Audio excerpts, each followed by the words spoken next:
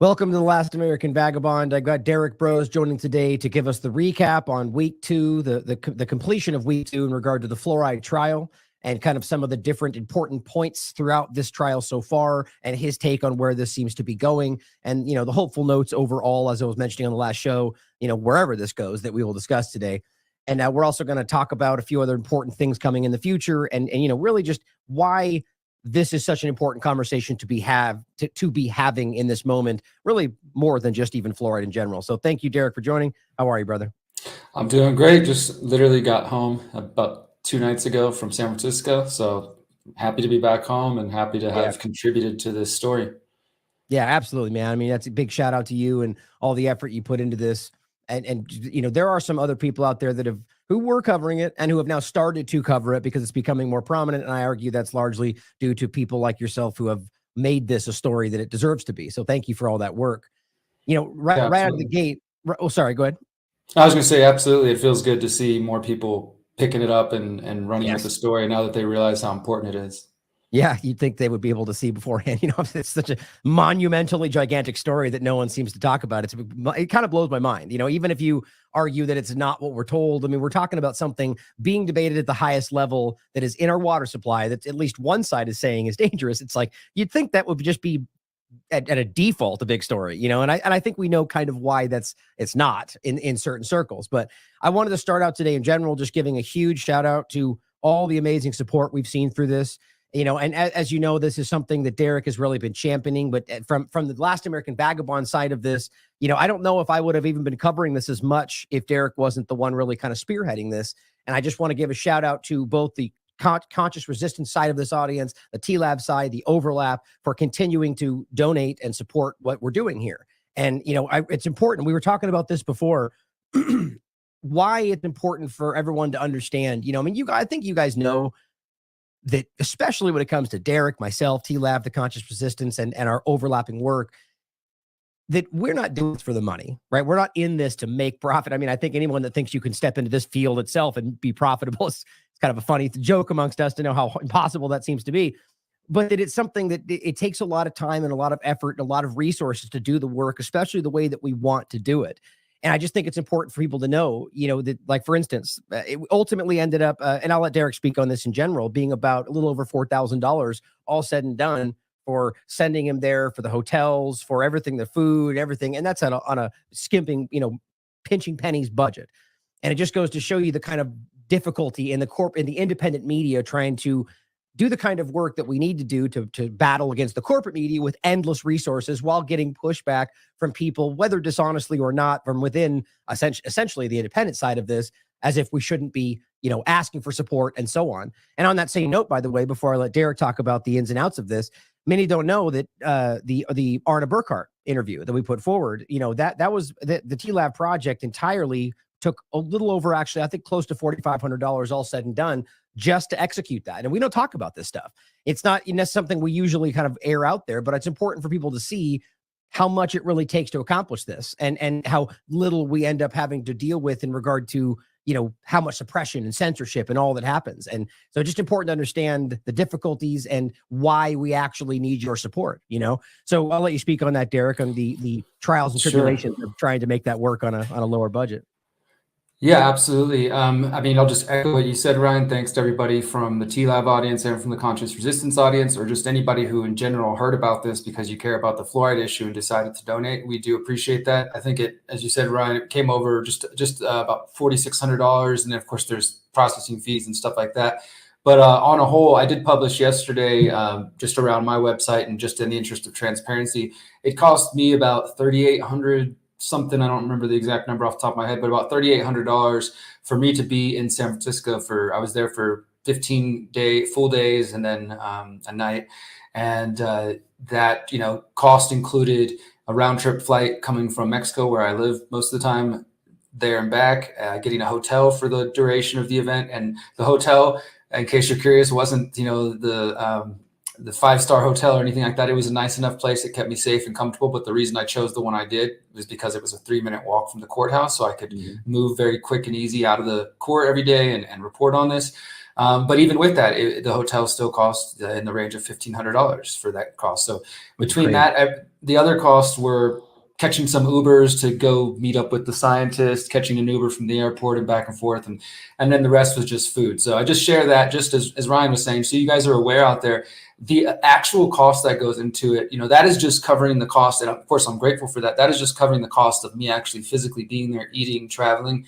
That's not to say anything of the 42 hours I spent in the courtroom, live tweeting and taking notes, another dozen hours I spent sitting down with the Michael Conant, the lead attorney, Brenda, one of the plaintiffs, 3 of the scientists, editing those videos, recording those videos, putting them out.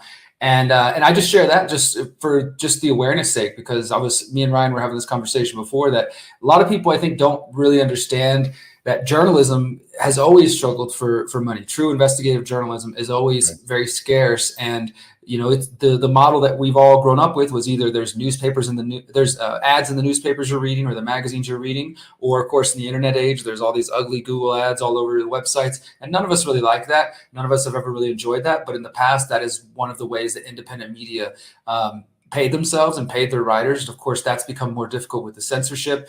The only other option historically has been to have some rich benefactor who's going to fund you for X amount of dollars, and they might have some say over the stories you're able to talk about, and but they do help with funding. In the internet age, of course, we have things like Patreon, we have Substack, and these kind of monthly support options for TLAV and of course for the conscious resistance. And I just want more of you out there who appreciated I'll have 3 articles in total coming out when it's all said and done, 5 different interviews, multiple live streams, and then doing interviews on other channels. We're producing a lot of content to get people paying attention to this. And I just want you to understand that this is what I am personally capable of. This is what we are capable of. And if there are stories out there, very specific things like this that we can focus on that might involve travel, or even if it doesn't involve travel, but just, focusing on one topic for a couple of weeks, that takes money. So, if you want to just really key in on something, and that's something that New York Times and others have, and we don't always have. So if you do support this effort and you want to see us do more kind of single issues, key in on specific things, reach out to us, let us know what you're interested in. And, maybe we'll do another crowdfunding campaign here in the near future, because I'm more than happy to put my time and resources into this. Just want you guys to know that this isn't just us asking for donations. You are truly investing in our work when you do contribute.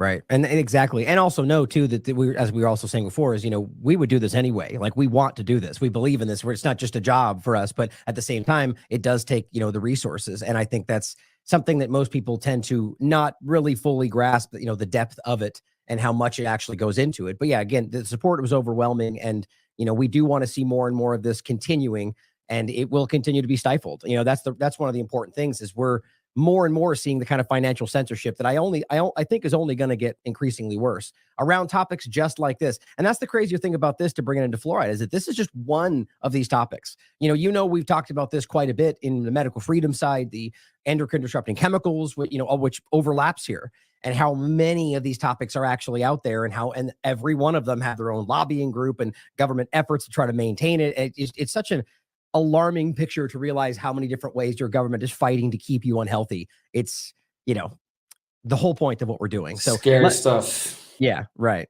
So go ahead and start where you'd like. We talked about this from before. As always, I'll be including all of the archived links and everything in here. This one was the last one before this, everything you need to know about week 1 and second phase of the fluoride lawsuit. And we just published on TLAV week 2 of the fluoride lawsuit. EPA rests their case, admits harm related to fluoride exposure. Now, I just recently, covering this on the show, made the point to say that, I've been pretty hopeful about this, both because of the way Judge Chen was engaging with this throughout the process, because of the information that was being presented. Even if it was, cast doubt by the EPA, it was pretty profound information. But this last report left me feeling a little bit more in doubt, but I still feel positive where it's going. So do you get that same feeling from this last report? Sure. And by the way, I'm not sure if you were meant to show those on screen, but they're not on screen right now. They're not showing you? Oh, I'm sorry. Here we go. So here was the okay. Oh, sorry. Go ahead. I'll just show them. This is the first one. I was just gonna pick up right there. So as Ryan said, I did a week 1 and week 2, and then you can also find on that same page my interviews with Michael Conant, and then with Dr. Philippe Grandjean, who is one of the expert witnesses from the first week. And those are both really powerful interviews. So I'm sure you've heard or seen those by now. If not, I might mention a few points from them. But in terms of week 2, which just wrapped up, so just to kind of give you some clarity, week 1 was 6 days in total. That was January 31st, Wednesday, February 1st, Thursday, Friday, and then we off on the weekend, of course, and we come back Monday, Tuesday, Wednesday of last week. Court was off on Thursday. So the first report looked at those first 6 days of actual court time, and then we picked it back up last Friday, and then again on Monday and Tuesday, and it just wrapped up this past Tuesday as we're recording here. And I'll share more about what's next. But just so you're aware, it was just these final 3 days. That's what I'm calling week 2 of this lawsuit, of this trial. And what happened at the end of week 1 going into week 2 was that the Fluoride Action Network lead attorney Michael Connett, they rested their case. They had presented all 5 of their witnesses, which I cover in week 1. And they did everything that they thought they wanted to do, and they rested their case. And then it went over to the EPA, of course, where it was their opportunity to present their witnesses. And the EPA only had 3 witnesses, Dr. David Savitz, Dr. Stanley Barone, both of whom were in person. And then a third witness, who's Dr. Jesus Ibarluezia. His testimony was a pre-recorded video. And we can talk more about him in a moment as well, because as I've pointed out in previous reports, this guy was actually caught lying under oath. And I think that's why they decided not to bring him in person and just to use his pre-recorded deposition as his testimony and just have the judge review that. So that's what the focus of these last couple of days have been. Those 2 witnesses, Dr. David Savitz and Dr. Stanley Barone, both of whom, just like the witnesses on the side of the Fluoride Action Network, have their credentials and have their professional career. And, when you look at that, it's like, okay, this person, you could call them an expert, but they also have their biases too, just like everyone. And we're going to talk about those. But one of the first couple of points I want to make here is that Judge Chen and the EPA in these last couple of days both acknowledged very publicly, and Judge Chen, of course, he's not under oath, so he's just speaking. Every now and then he'll interject and say, hey, hold on, before y'all go further, I have a question. Because again, it does seem to me he is clearly trying to keep up with the science and understand the science. There's been, if anybody did pay attention to the Zoom, it's like they're talking about point of departure, margin of exposure, benchmark dose analysis, what is a NOEL and a LOEL, all these kind of jargony terms that I was figuring out on the fly, some of which I was already familiar with. And the judge is doing the same thing. He's trying to learn it as he's going along. And so at one point, the judge just plainly said, like, there's clearly harm coming from fluoride that is lowering IQ. It's just about at what levels. That's the big question here, right? And even one of the EPA's witnesses, Dr. Barone, and I think even Dr. Savitz, both acknowledged that fluoride can cause neurodevelopmental issues.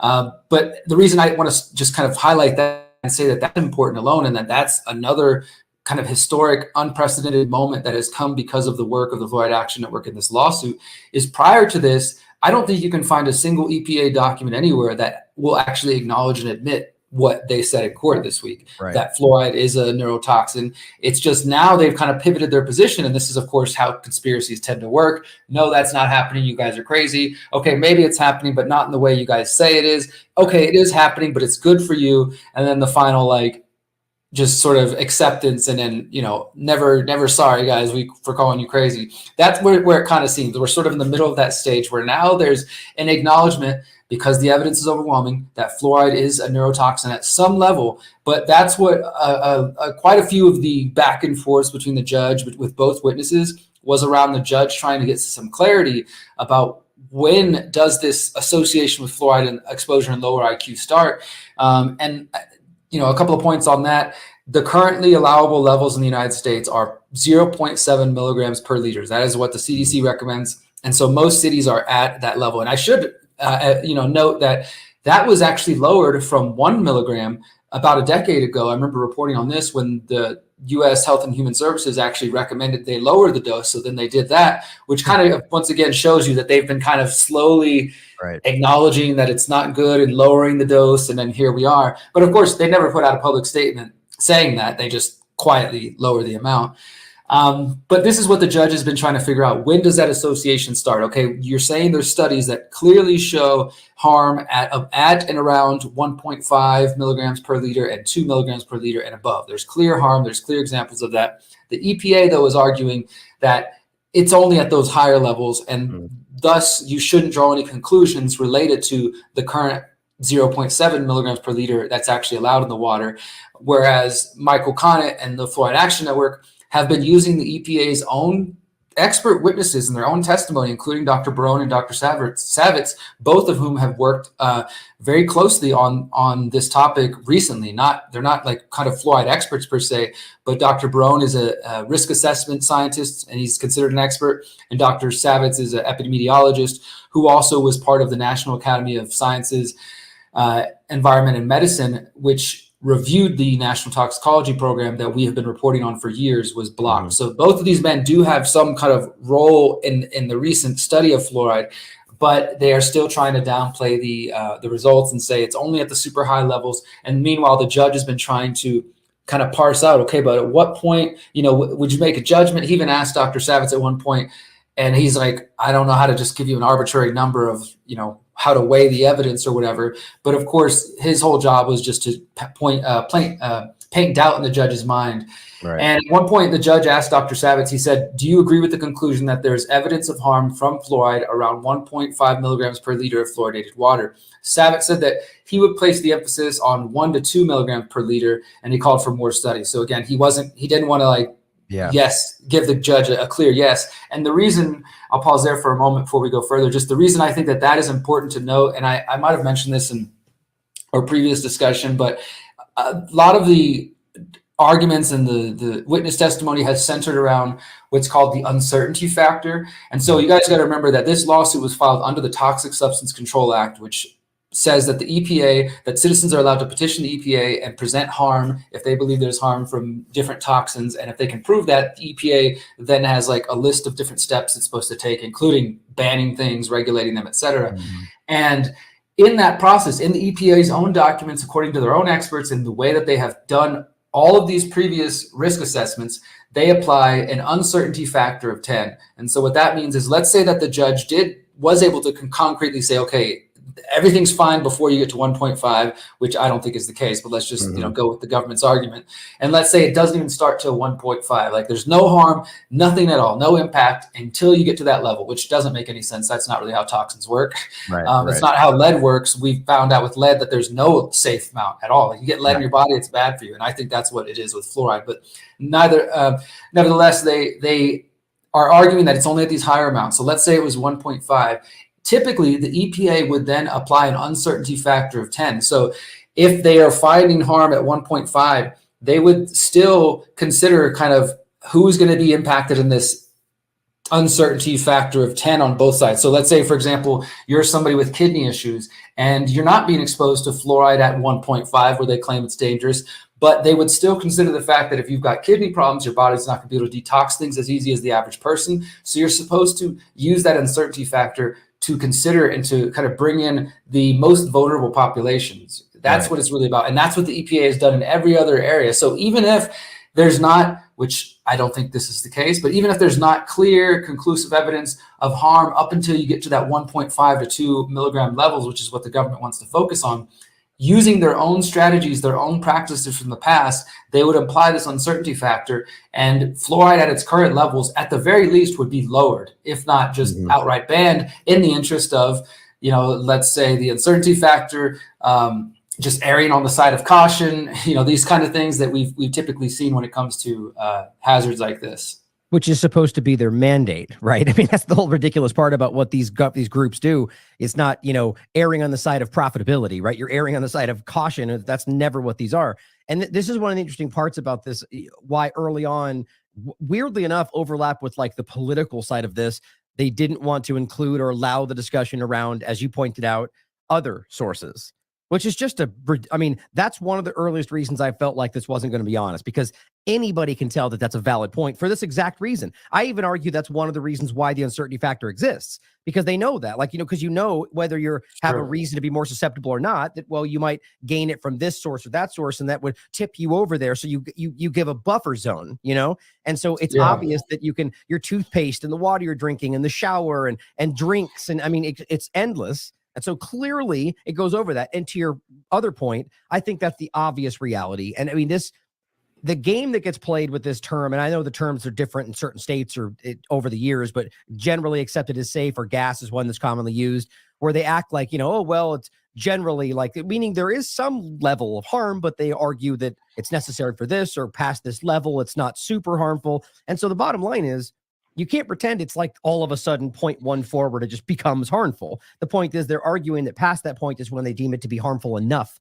to matter, which to your point means that there is harm at the smallest level. Maybe it's inconsequential, but it's still harm. There is still a negative consequence. Nobody just, and this actually overlaps with the point about, I still don't know why one of the like main points that we use to push back is undermining whether there's any positive benefit. Because I don't see that ever coming up in this conversation. And I think plenty of studies have shown that that's not true, that there's no positive benefit whatsoever. Well, and to your point on that, right? So two things about that. The reason that that's not being discussed in court is because they agreed very early on, whenever the petition was first at the early lawsuit phase before it ever went to trial. And I don't remember the exact reason, but I have read this in some of the Fluoride Action Network documents, that they agreed early on with the judge that there could be no discussion of the benefits of fluoride. So that meant that like the government can't come in and try to bring all these positive studies claiming, look, but it does all these great things. And the Fluoride Action Network couldn't really get into that either. But to your point on that, like just this week, I saw the Fluoride Action Network just literally yesterday tweeting out this new study that was done in the UK, because this is the other crazy thing about all this. While I'm over there in San Francisco reporting on this trial that nobody's talking about, both Canada and the UK are considering fluoridating their water, and they're discussing that right now. So the UK actually commissioned a study. It's called the Lotus study. You can find it on the Fluoride Action Network on their Twitter account. They just tweeted it yesterday, the day before. The Lotus study that was specifically all these experts in the UK looking at water fluoridation, looking at the alleged benefits of fluoridation to see if they should indeed implement it. And this study, like others in the past, showed negligible to no benefit from fluoride. So I agree with you that like on its own, like separately from the trial, that is definitely an important piece of the puzzle, because even in one of the interviews that I did that we put out there with Dr. Howard Hu in that interview, he claimed that it was good for the teeth. And I kind of thought for a moment, like, all right, should we go down that rabbit hole? It'll probably diverge the conversation, but I let him say what he had to say. But I don't think the evidence supports that at all. I don't think there's actually any benefit to fluoride. It causes harm. I've been diving deeper into my research, and I'll be doing some more kind of deep dive historical reports on fluoride for TLAB very soon. So for those who don't know, because I think it is important to attack that, because whatever happens with this lawsuit, people are still going to try to hang on, the dentists especially are still going to try to hang on to this idea that it's good for your teeth, and that's the only time you should be consuming it. Okay, it was bad and we took it out of the water, but it's still good for your teeth and all these things. There's no evidence for that as well. And I think all that does is allow the dentists to get off the hook by saying, okay, well, we've been recommending it because we know it's good for teeth. We didn't know about all the other stuff. That's, environmental, neurodevelopmental stuff. That's not our expertise. We've just been recommending it for teeth. But if you can attack that and show that there's no evidence of that either, which that's what the studies and the data are showing, then it takes away their whole story for that. And what was the first point you made? There was something I wanted to say. I don't know if there's no reason for it if you remove that positive. The other thing I said was in regard to your point about the different sources that it could overlap with it. Oh yeah. I just want to add to that. What this reminds me of, it reminds me of most of the studies, except for only one I've ever seen, which was really kind of a review of studies, and it was raising this point. Most of the studies that I've seen about EMFs and 5G and things like that, they take a very similar approach where they, just as an example, they'll go into a lab and they put rats in a box and they expose them to EMFs, which is not only they're exposing them to different amounts that probably people aren't being exposed to, but it's not realistic because they don't consider what is a human being actually being exposed to in their daily life, as they're walking around, and there's light poles and there's copper wires from electricity that are also putting off their own. So there's all these other factors, but they don't study it in the real world conditions. And it's a similar thing with fluoride. It's like they're looking at it in this they want to look at it this sort of isolated thing, but let's not consider all these other sources you're going to be exposed to. Let's just talk about this one source. Yeah, and that's such a deliberate choice at some level. Like the individual who thinks it's good may not realize that, but that's a conscious choice to, it's obvious there are other sources. That's known to everybody. So why wouldn't you consider the overlap? I don't know how anybody sees that as an honest choice personally, but I think that's important. Go ahead. Yeah, and I was just going to say that another thing that kind of, I guess, fits in this category for me in this lawsuit would be the fact that the lawyers were not allowed to discuss the emails that we've been covering for the last year plus, the emails that clearly show that Richard Levine, at least according to the emails, had a hand in blocking the release of this report. That director, Richard Wojcik, he claimed responsibility. And there was all this communication between the CDC's oral health division, which oral health, that's dentistry, and communicating with HHS. And that also, I think, was a frustrating part of this, that like the judge said, we can't bring the politics into this. It's just about the science. On one hand, I get it, because again, another reason this is a historic case is because this is the first time a federal judge is having to rule on science. This is not him just ruling on some law that was passed or something. This is him saying he's having to basically second guess the scientists at the government, and they hate that. You know, I don't think any scientist ever wants to be questioned by the government. So and of course, he's not a scientist. He's clearly a smart man, but he's having to learn all that. So that kind of makes it historic on its own. But then the fact that in the course of the trial, we're not allowed to bring up the emails and everything like that. And I get it. Again, he's supposed to just focus on the science, but how can you really talk about the science if you can't talk, like it's all relative. Like humans are humans. And if humans communicate and they plot and say, hey, we're not going to talk about these points, but we are going to talk about these points, then the end result is going to be corrupted. And so you can't just say, let's just talk about the final product and ignore whatever, you know, it took to get there. But nevertheless, that's where we are. Yeah, and on that point, you know, I don't know whether it was a genuine and honest choice by Judge Chen. He may not have realized that he was boxing out like the crux of the point. But the reality is you can't, to say that's not relevant, you're missing the whole point. It's not like the science is one thing, clearly, but doing what he's doing is engaging with this process as if nobody's trying to do this for everyone's just making honest decisions. We think it's safe. Well, that's not true, because if you get to the point and you realize that the science does not show that, and these people are lying on the record, it opens the door to the reality that this is being done for nefarious reasons or profitability reasons. And all of those matter. That's just corruption. You're pretending as if corruption doesn't exist in this discussion. And that's the problem. So whether that was pressure from something else, or he just doesn't realize that you know, it's about the science being corrupted by politics. That's the whole point, you know, which is frustrating. But I think like a best case, you know, benefit of the doubt for him would be that he is trying to be objective, and that was his version of being objective. But in the pursuit of his objectivity, he's kind of turning a blind eye to facts that do matter.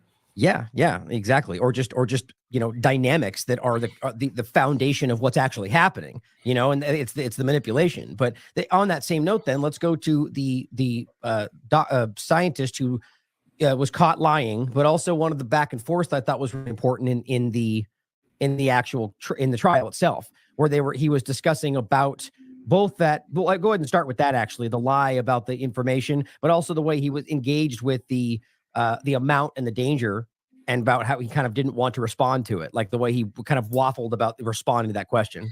Okay, yeah. So there's definitely a couple of key points. I'm going to start with Dr. David Savitz, and then we'll get to the 7-second pause that was heard around the world. And, you know, before I get into that, even, I want to just make this point of how important it was for me to be there and for you guys to fund this, because so there is a program called Cameras in Courtrooms that is, I don't know if it's all federal courtrooms, but they're supposed to, it's up to the judge, but if the judge allows it, release recordings of the courtroom proceedings. Now, during the actual testimony the last 2 weeks, I wasn't allowed to record video or audio or anything. You're not legally allowed to record anything from the Zoom, because it was being zoomed out as well. So we're not supposed to document anything. The court itself, though, they're recording everything, and they claim they're going to release this. And they've released some hearings in the past for the Fluoride trial, the Fluoride lawsuit. But just in the last 2 days, I found out that the government, the EPA attorneys, they asked the judge not to release any of the video from this. So he decided not to.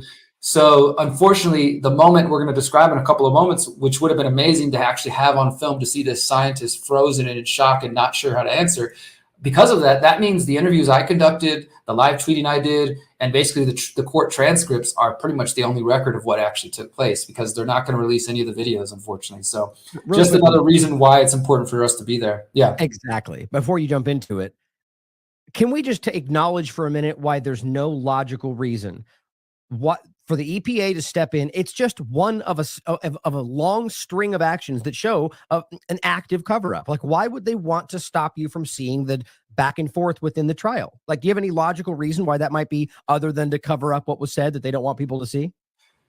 I think that's the only thing. I honestly think it's probably about this moment with Dr. Stanley Barone that we're going to talk about, because, I mean, if you saw it in court, which everybody did, the whole courtroom went silent. I'll talk more about it in a moment. I think that moment alone would probably be embarrassing for them. But there was also other moments like that where their scientists got befuddled. And then one moment with Dr. David Savitz that I'll talk about here in a second, where his work was clearly shown to be inaccurate in one of his papers, and Michael Connett was able to kind of put it on the record and get him to admit, oh, yeah, that's not how it should be there. I guess I'll have to update that. And then basically his whole testimony falls apart, and the judge was catching all of it. So there's a lot of moments like that I think that they didn't want out, unfortunately. So I'm hoping if somebody did record the Zoom that they will safely leak out that moment with Dr. Stanley Barone being questioned and frozen.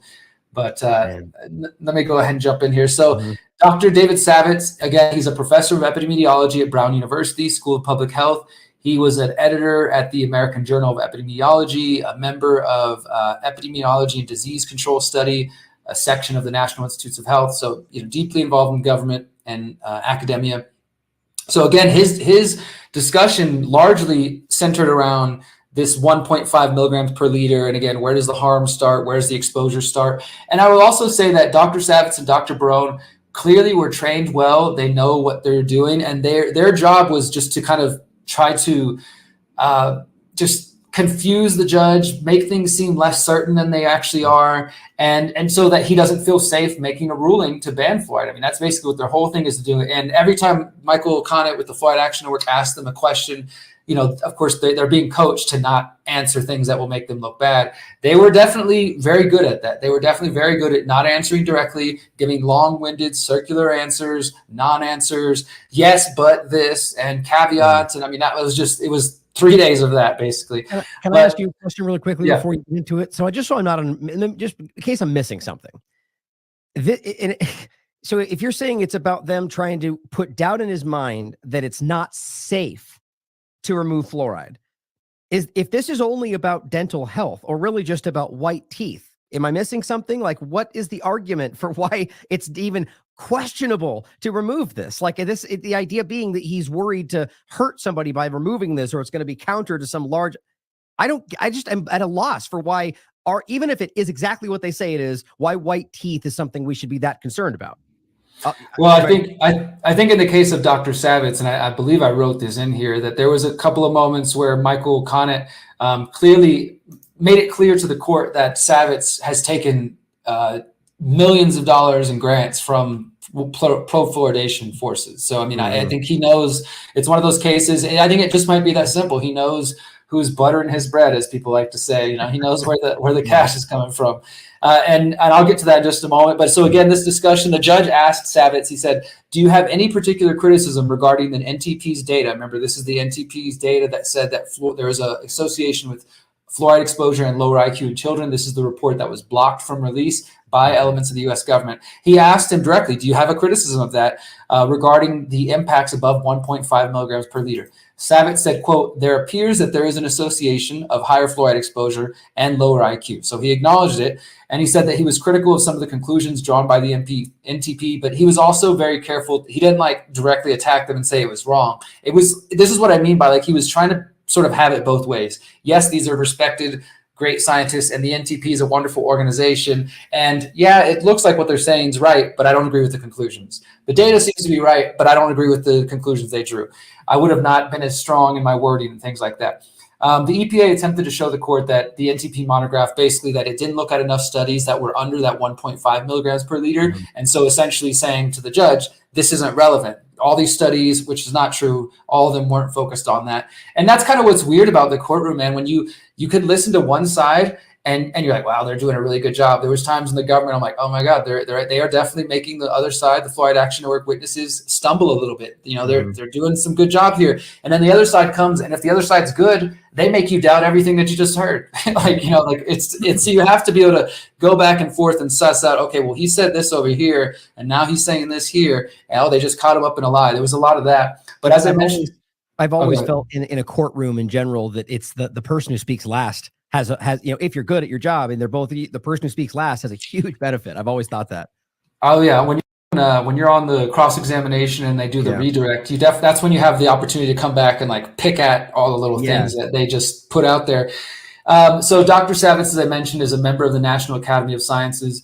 environmental medicine, and they did review the NTP report. And I talked about this in previous articles. That was not a normal process in the first place. The NASM has never before reviewed any of the NTP's monographs. It was only with this fluoride monograph that they reviewed it 2 times, in addition to the other previous peer reviewers, in addition to the final peer reviewers in the Board of Scientific Counselors Working Group. And it still hasn't been released here in 2024. But Savitz was directly involved in that. And because of that, he is seen as an expert. And so during his questioning, the EPA read the NASM statement. So this is a statement that he helped develop and that Dr. Savitz helped develop. And it says, quote, "The monograph falls short of providing a clear and convincing argument that supports its assessment." And basically, they're just saying, like, we don't endorse their conclusions. We think that more data needs to be done. That's what it's always about for these people. And I get it. Like, yes, sometimes you need more studies to get clear science. But in this case, it just seems like, let's just keep kicking the can down the road. Let's just keep acting like nothing's happening. Okay, a little bit of harm, but it's up at these really high levels and we're still not clear. We don't know what's going on. More studies, more data. And so the final thing NASM wrote was, they said the NTP report, quote, "cannot be used to draw conclusions regarding low fluoride exposure concentrations, including those typically associated with drinking water fluoridation," to which Dr. Savitz said he did agree with that conclusion. So that's basically what they're trying to argue, is that, yeah, there's some good data there. It's pointing in the direction of harm, but we're not sure where at, and thus we shouldn't act yet. We should just keep studying. It's the same thing we saw during all the COVID-19 stuff. It's like, it could be this, it might be that. Let's wait and see. In the meantime, people are dying, but let's hold on. But it's something that airs on the side of their agenda. It's like, let's stop everything until we get, what's frustrating here is, has anybody on that side of it, or even from Michael Conant's side, is anybody asking, okay, then what would you conclude from this data? Right? Because if you're going, I agree with the data, but I disagree with the conclusion. Well, what are you saying? Like, okay, is it half as dangerous, or is it? The judge tried to get that. Like he was, like I said a moment ago, he did ask Dr. Savitz directly. He was like, okay, well, if you could put a number on it, which like scientists don't like to do that. And it's like, how do you measure that? So he wouldn't give the judge anything to kind of, okay, well, look, I feel confident about 1.5, we can say for sure. 1.0, I'm a little less confident. But of course, we know 0.7 is totally safe. They wouldn't even, all they know is that 0.7 is what the CDC recommends, and that's safe. And at some point beyond that, it's dangerous. But they don't want to draw any conclusion because, again, to what I was saying earlier about that uncertainty factor, if they give the judge a point to stick on, well, then he can apply that uncertainty factor, and surely it's going to go beyond the currently allowable levels of fluoride, and then he would have to, like I said earlier, lower it all the way down to something just kind of really small, which hopefully would just, he might be like, okay, what's the point of adding it at this point? Let's just take it out. And that's why I think they would rather it be clouded in confusion and uncertainty than any sort of, here's a point where we can say clearly the harm has started. Well, couldn't you argue that's already the case? If you're saying 1.5, the uncertainty factor already puts that below the 0.7 mark, right? I would say so. Yeah, I think so. And that's why I like that quote I read a moment ago. Savitz said something like, I would put it in the range of 1 to 2. Like, he still was trying to like not be as clear as possible. But even if you went with his low end of 1, that's, and you imply the uncertainty factor, that takes you down to 0. So that, exactly. You know what I mean? Like, Exactly. so I think the judge is hearing all that and seeing all that. I do think he did catch that. And he also caught this too. So again, on the cross-examination of Savitz by Michael Conant, he made it clear that Savitz is not and was not an expert in neurotoxicity of fluoride when he was reporting on the NASM report. He asked him multiple questions. He's like, okay, so have you ever studied fluoride in the past? No. Okay. Have you ever studied fluoride neurotoxicity in the past? No. And he's like, so would you consider yourself an expert? And he'd kind of give this meandering, no, but blah, blah, blah, blah, blah. And then every time Michael Conant, and both sides were doing this is just what the attorneys do. He's like, okay, let's pull up deposition testimony. And then they pull up what he said when they first interviewed him and show, well, last time you said, I'm not an expert. And then the judge sees that. And so it was a lot of that. Like he didn't want to give them anything. So he'd give them these kind of BS answers. And Michael Conant say, all right, let's pull up deposition testimony from page whatever, and then show him clearly saying the opposite of what he was saying at the moment. Real quick, this happens on all sides. I mean, you get to your point. This is how the game is played. But you have to realize that in and of itself, it's dishonesty. There's no way around that. So if somebody's coaching him, don't say that because that makes us look bad. So there's an inherent level of not wanting to give them, I guess you could argue that comes from, trying to defend what you think is the healthy thing in people's water. I don't know. I just think that demonstrates dishonesty at a very level. We should note that Dr. Savitz, and this was asked to him in court, how much are you being paid per hour as a consultant? $500 an hour, by the way. Yeah. And he admitted that he was not an expert in fluoride neurotoxicity whenever he did the review. And Michael Connett also mentioned that he had previously received a $17 million grant for some of his research from the National Institute of Dental and Craniofacial Research, the NIDCR, which of course nobody's ever heard of, just another part of the US government that is very, very pro-fluoridation. This is where a lot of the vocal advocates of water fluoridation are at. So they were able to show that, like, look, he's got some conflicts of interest in some of his researcher. Connett asked Savitz if he would be accurate to call him a newcomer, and he said, yes, I'm a newcomer to this research. So he did his job to kind of, after he went up there and acted like an expert, to show the judge, like, Judge, he really doesn't know what he's talking about. And then when he asked him, like, just as direct as possible, are you an expert on fluoride's toxicity? He gave this long kind of non-answer. And then again, he pulled up his deposition testimony where he said, quote, I would not say that I have done the necessary work to be an expert. And so, you know, he's kind of drawing some conclusions there and just poking holes in his testimony. And one of the final points I'll say about Savitz, which again, I think this is where if you're really being an honest person, no matter who you're being paid by, then you got to just be honest in court, not to mention they're under oath for whatever the heck that's supposed to matter, right? I mean, I know that's supposed to be a big sacred thing, but obviously a lot of people don't care and they still lie in court. Right. Connett asked Savitz about this new study that came out just in the last year, which found an association between fluoride and what they call executive function. They didn't use the word neurotoxicity, but of course, executive function relates to cognitive ability. And this study found a, quote, statistically significant association between fluoride exposure and the impact on executive function. And he asked Savitz about this, and he asked him, like, is this true? Have you seen this study? Have you reviewed it? And he said he had seen it. But whenever he asked him, is that true? Did they find that? He gave a long-winded qualified yes. And at this point, Michael Connett read directly from this study. And I did link this in my article if you guys want to check it out. But I just want to quote from that study, which is fairly new. Again, we're still getting new data coming out right now. It said, quote, maternal exposure to drinking water throughout pregnancy fluoridated at the level of 0.7, which is what they currently allow, was associated with poor inhibitory control and cognitive flexibility, particularly in girls, suggesting a possible need to reduce maternal fluoride exposure during pregnancy. So literally there's studies coming out right now as we're speaking, as we've been in court, showing this. And yeah, there's a little bit more I want to get into, but yeah, any thoughts on that? That's what I think is important, is like, as we're in court right now, Health Canada is studying this, and Health Canada is, as I talk about in this, they in their own report found fluoride exposure at the currently allowable levels, and North American drinking water levels are associated with harm. And yet you have these scientists working for the government trying to act like that's not happening. Yeah, this is the way I've been framing it since this started. You know, these are government officials actively fighting to keep something dangerous, or at least debatable, in your water for a pretty benign minimal positivity. Like that's what I keep really fixating on right now, is even if you want to pretend that this is like, so the point is we're willing to risk this for white teeth. Like, I mean, why does anybody think that's not the stupidest, most comical thing? Like, these people will drag their feet and fight tooth and nail to not do things that we desperately need, but they're going to spend money to whiten your teeth. Like, it just seems so stupid to me. Yeah, I know. This is an important study, though, and I'm glad you bring it up, because, you know, we're talking about children at a time, especially when we're dealing with all these other issues, like genetic therapies that are experimentally being given that are causing all sorts of problems. Yes, the COVID injection, or endocrine disrupting chemicals, or dioxins, or PFAS, or I mean, it's just all over the place. And so you're adding this is something they're drinking constantly. You know, it's just like, I mean, I can't even imagine what human life would look like without all of these things being done to children today. I mean, we probably, I don't know. Go ahead. No, that's one of the things that's frustrating, man. I've been saying this recently, and just discussions with friends, and some of the interviews I've been doing recently, that I mean, I've known about the harms of fluoride for years. Obviously, I've been writing about it. I've been reporting on it for TLAB for the last 4 years.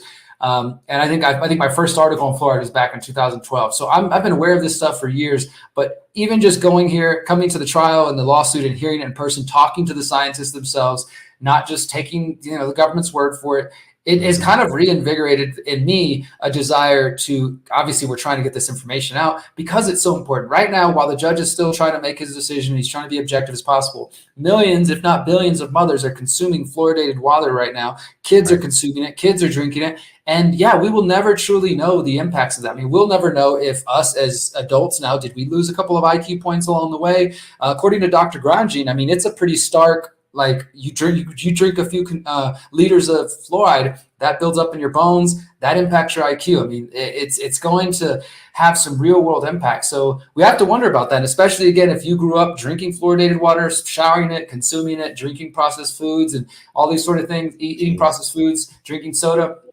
Now you get older and you got arthritis, you got hip pain. It's possible that's from fluoride in your bones. It's 100% possible that many of the problems you're having in your kidney, your liver, your thyroid. The thyroid was another big discussion. Week 1, we talked about that in my first article. We just will never really be able to fully pinpoint. And I think this is why there's so much effort behind the scenes to stop this lawsuit from going the way it should, is because all of those people could potentially be opened up to lawsuits for recommending fluoride for the last 80 years. So I think that's what it really comes down to. I agree. I completely. I think that it's, but I also quite frankly wonder if there's more to it. There's more about experimentation on the population. But I think to your larger point, I mean, I'm leaning that way for sure. Yeah. You have a comment on that? Or no? I was saying I'm leaning that way for sure. Like I definitely am kind of more and more open to that idea because the data is there. We've got studies from Denmark in the 1930s. The idea that the government scientists didn't know that this was going on. And I've been doing more and more research about the history between the Manhattan Project and the nuclear program and how that tied into the fluoride research. They were from the very beginning seeing that fluoride exposure in the air, it killed people's cattle and crops and stuff. There's stories you can find about Jersey and lawsuits. They started studying it in the very beginning, specifically so they could try to prove that it wasn't harmful because they were expecting lawsuits coming in. And that, I mean, so from the beginning, so this idea that they're just now discovering this is total crap. It really just, it does frustrate me. And I think that it's not the only issue, of course. There's many millions of other important things going on. But in terms of your health, in terms of something that we can actually stop, because this is not like some of the other toxins. Like we don't know what to do about the stuff they're spraying at the skies, right? That's a little bit beyond our range right now. We try to raise awareness. But fluoride is being added to the water and you're paying for it. So that seems like an easy fix. Just stop adding it to the water, It does. And if you want to use an old term we've all come, irritatingly comfortable with these days, this is an example, or rather the inverse, of something where the risks outweigh the benefits in every possible way. And that's using, like, even that's my same point I've said 3 times now, is even using their arguments. So if you want to say the benefit is whitening your teeth, well, then even with their sentiments, with it, when you actually honestly include toothpaste and water and showering and everything else, it's over the mark. And then even more so, we know that it's dangerous anyway using these other studies. It's just no question, because that's a meaningless benefit for obvious risk. So it's funny how those things don't get applied when it's stuff like this. But to your other point about the larger issue, that's what's so alarming to me about all this, is that there are so many compounding factors. And then even weirdly bring it into things like a 5G conversation. Like Dr. PhD, Stephanie Seneff, PhD, did a whole point about this, how glyphosate overlaps with like the COVID conversation. But there is an interesting overlap to the 5G energy and how it actually changes things. And it's very concerning of how these things overlap. My point is to stand back and look at, 2 points, really, how many different things we're being confronted with every day. And whether that's, all encompassing one type of experiment, or they just don't care, who ultimately knows? But can you even imagine what life would really be like without all these things hindering what you can think about and see and how you feel every day? It's alarming.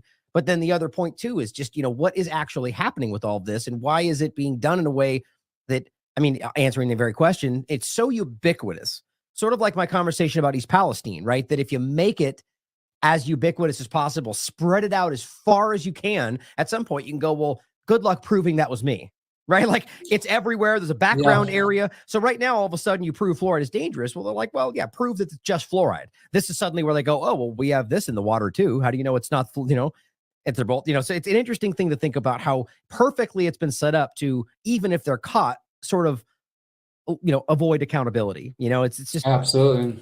Yeah. We're just swimming in a cocktail of toxins, unfortunately. And like you said, I think that all of these different things you just named are clearly relate to the chronic illnesses we're seeing in our society today. I think that's a huge thing. Well, let's go ahead. I'll mention a couple more points before we wrap up. Just Dr. Stanley Barone's, what I call his long pause here in the article. This was what I was touching on earlier. I'll give you guys his credentials in the interest of fairness. He's a senior science policy advisor with the Office of Chemical Safety and Pollution Prevention, the OSCPP, and the EPA.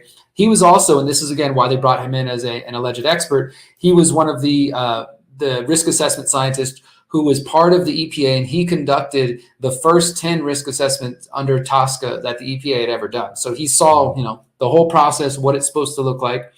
And when he was asked his expert opinion on the association between water fluoride levels and lower IQ, again, he gave similar responses. He said there was, quote, a lot of uncertainty related to the epidemiological data and, quote, a lot of uncertainty for the NTP report. However, when Michael Conant got a chance to cross-examine him, Dr. Broze did actually say yes whenever he asked him if he agreed that fluoride has been found to be a neurotoxin at some levels. Like he didn't name any specific levels, but he was like, but you would agree that at some level, fluoride is a neurotoxin. And he was forced to acknowledge that.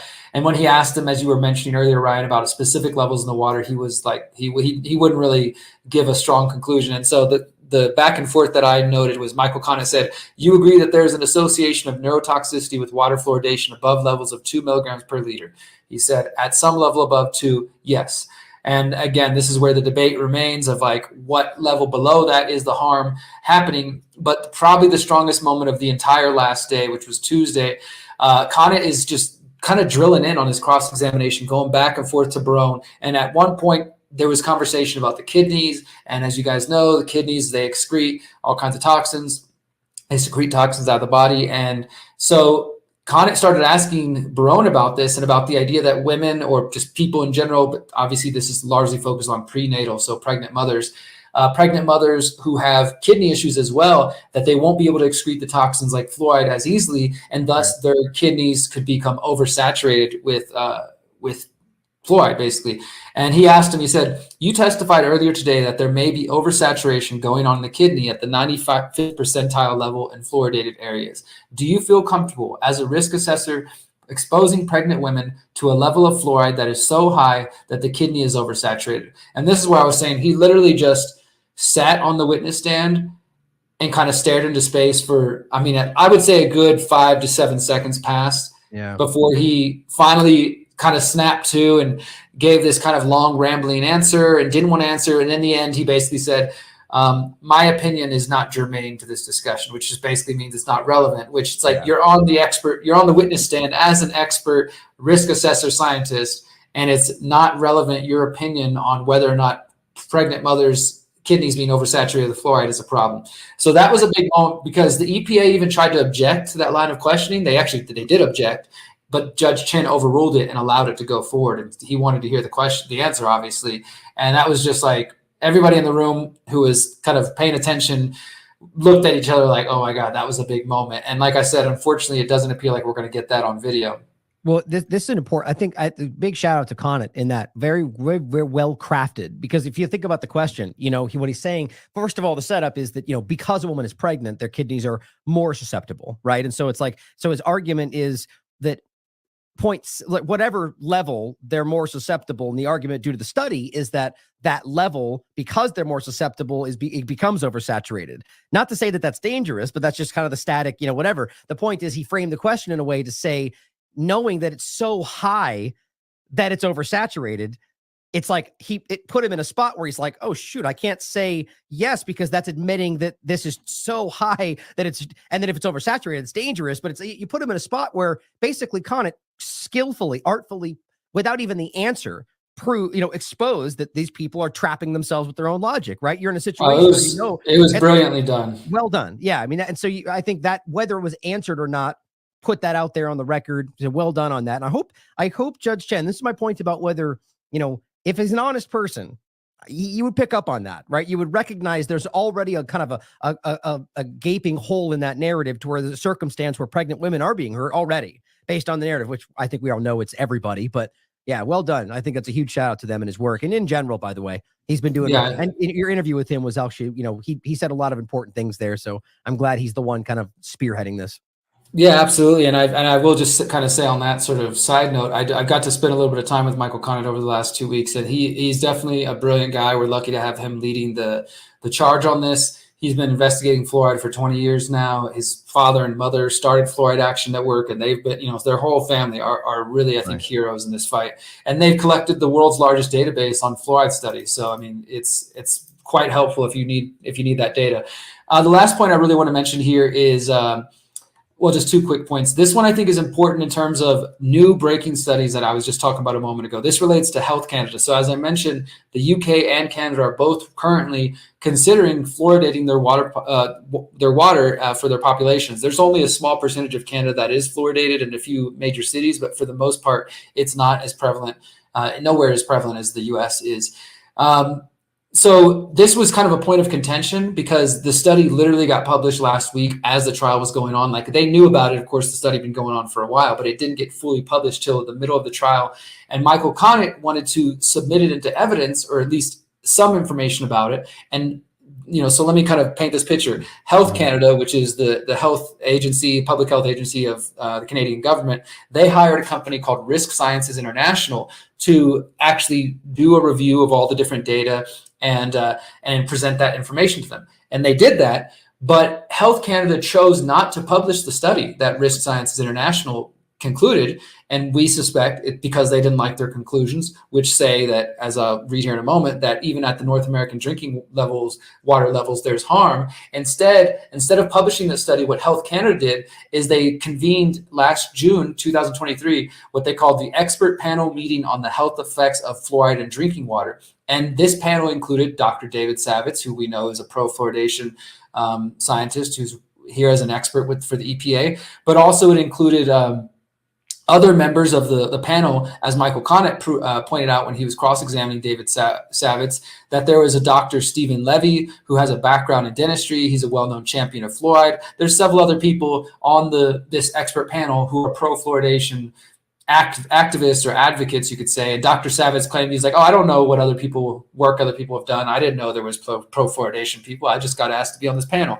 So again, Health Canada commissions a study. They don't publish it. Instead, they're like, we're going to get an expert panel to review the data, and then they can draw conclusions that we're comfortable with, basically is what happened.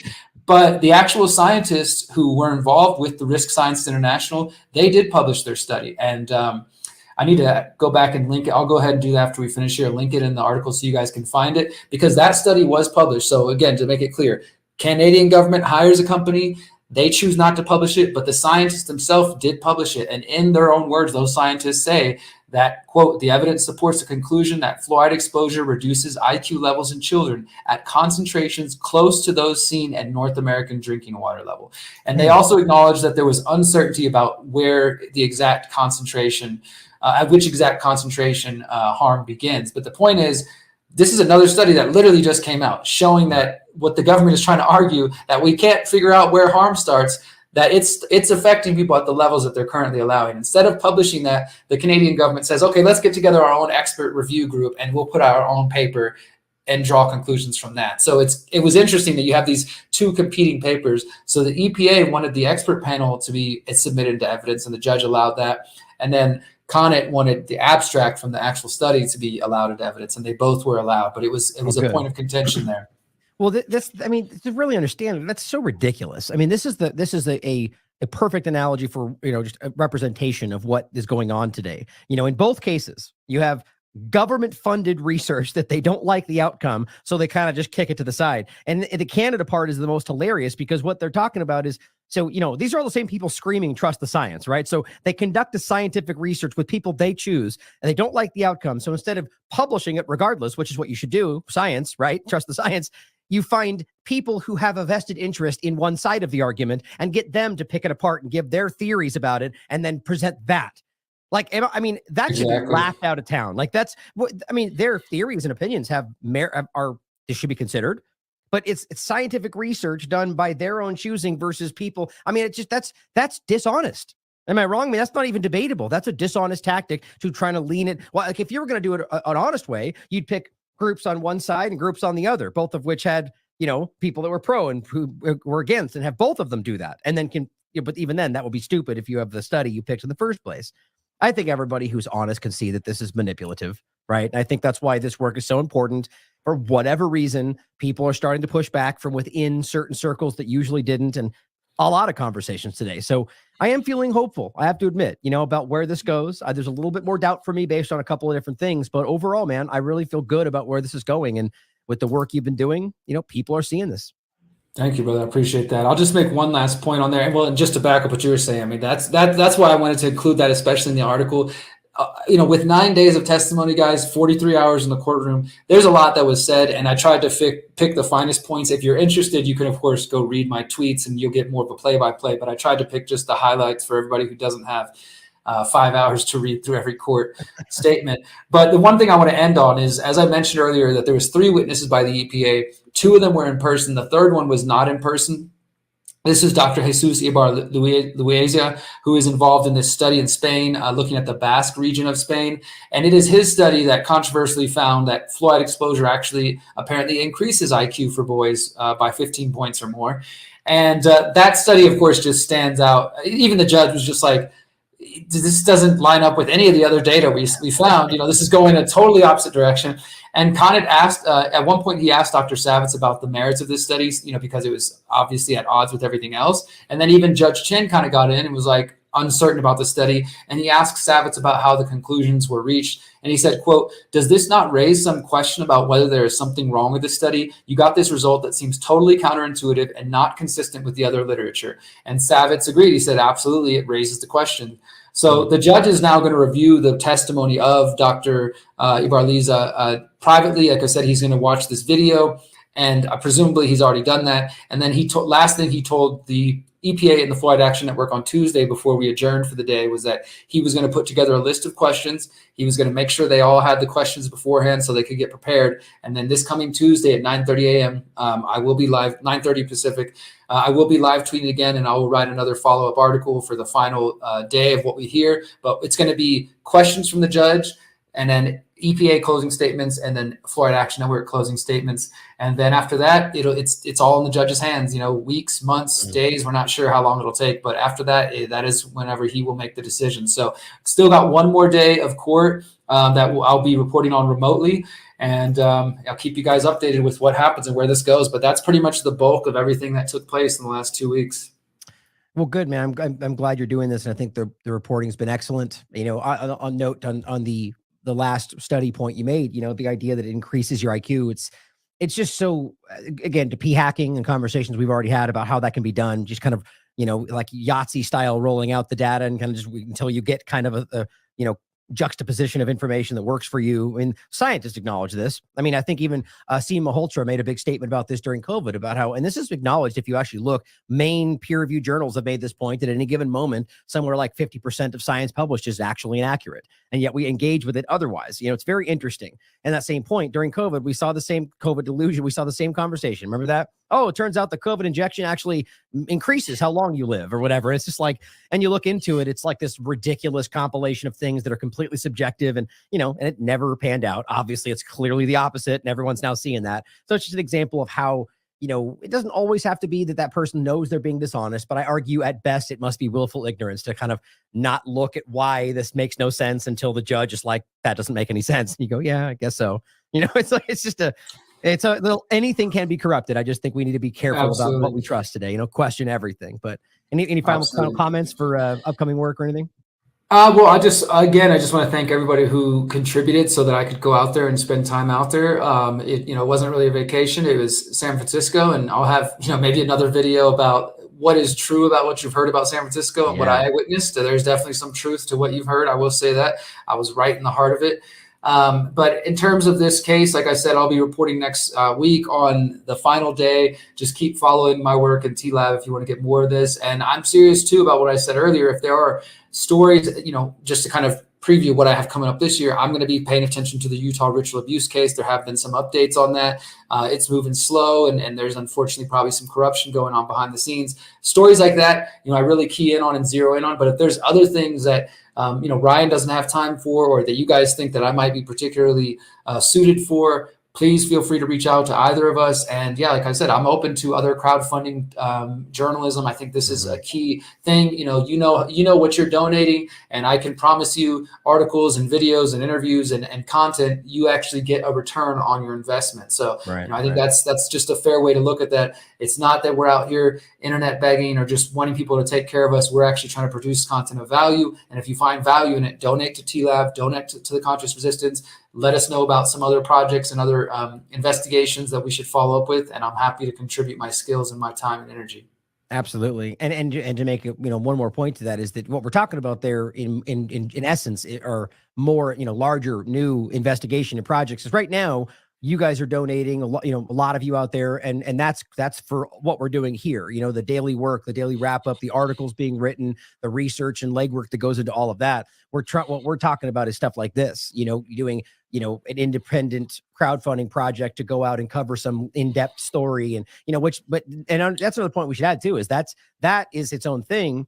In the background, we're still doing all this. There's still all the other aspects of what we do, and Exactly. we do this all for you guys, right? I mean, we obviously care about this. We want to be doing this, but I think it's rare out there these days that you find I know, like, specific to me, to Derrick and I, but there's a lot of people doing this as well. This is all we do. We don't have other jobs. We're out there. This is what we dedicate our lives to, for the right reasons, for you guys, for the truth, and I think that's important. So support anybody out there doing that, and that's not just us, but people that are out there putting themselves in the line for what they believe in. I think that's something that's important. So thank you for doing that, Derrick, with this work and everything else you do. And as always, everybody out there, question everything, come to your own conclusions, stay vigilant. Your professional opinion, is it fair to say that the conclusions of the National Toxicology Program, that there is an association between higher fluoride exposure and lower IQ in children, is accurate? Yes. I would say that, in my view, the evidence is quite persuasive, that there is a negative impact of fluoride exposure on the neurodevelopment of children, particularly the research that's been coming out on prenatal exposure.